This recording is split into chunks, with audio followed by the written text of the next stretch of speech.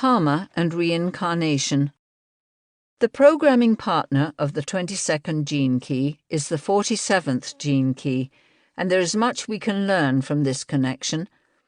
The 47th gene key concerns the storage of world karma in human DNA.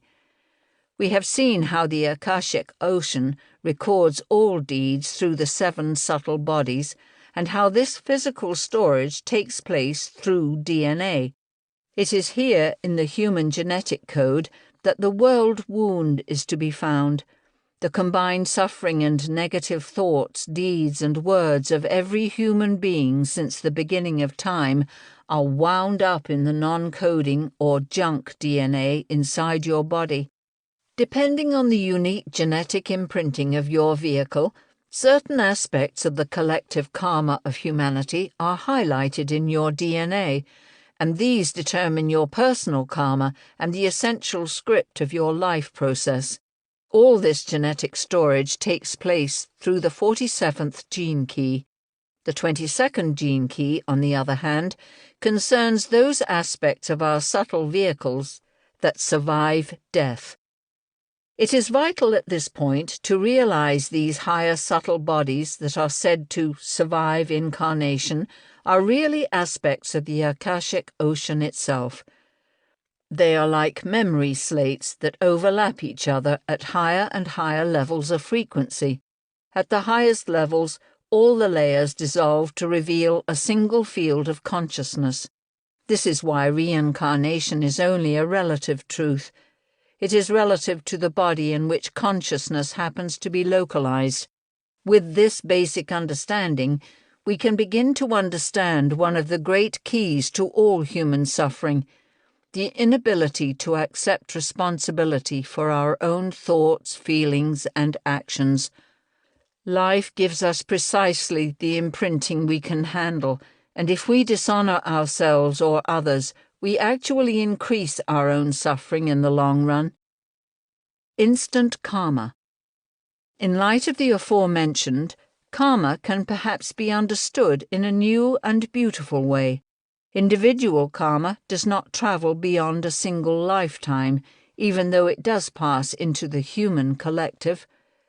Every negative act is recorded for future processing in the bardos, and it is stamped into the collective DNA of humanity, where it must eventually be redressed.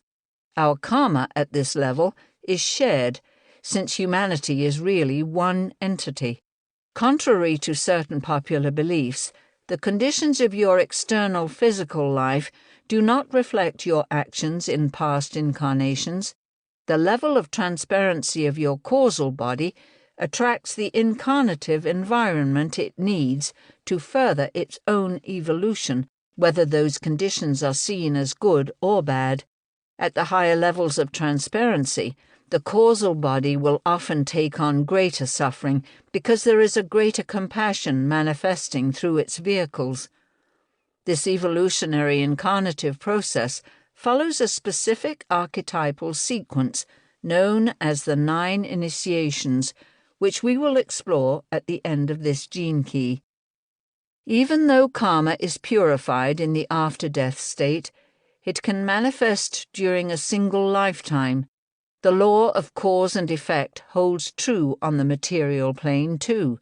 However, the material plane is extremely dense, which means that we do not always see the results of our good or bad actions, thoughts or words quickly. Having said this, we are now living in a time towards the end of a great epoch, and at such times natural laws are often seen to bend. The general collective consciousness of humanity has been gathering in the Akashic Ocean for millennia, and as such, it has effectively programmed the way in which that ocean functions. As our consciousness evolves more quickly, the turnaround for the law of divine memory is altering. In other words, karma is speeding up. Soon we will reach a point in evolution where redemption will manifest even on the physical plane. This is the epoch that is coming, the time of healing the sacred wound that causes human suffering. This last point ought to give us all something to think about regarding the way in which we handle our own emotions and thoughts. Soon, none of us will be able to hide the truth of our acts or feelings. In the not-too-distant future, the 22nd shadow will create almost instantaneous karma whenever someone behaves dishonorably. This will utterly change the way we see ourselves and the world around us. Justice is a universal law. However, human beings at lower frequencies too often misinterpret this beautiful law as retribution or revenge. Because of grace, evolution cannot travel backwards, and it is not possible for form to devolve. It is all a matter of how finely tuned are the strings of your DNA. If you tune them to the lower frequencies, not only will you prevent yourself from experiencing joyousness, but you will also add to the weight of human karma stored in our collective ancestral DNA. In this sense, all human beings are given the feeling of free will in order to experience the consequences of their own deeds. But the key point here is that we do not learn through punishment and retribution, as so many religions would have us believe.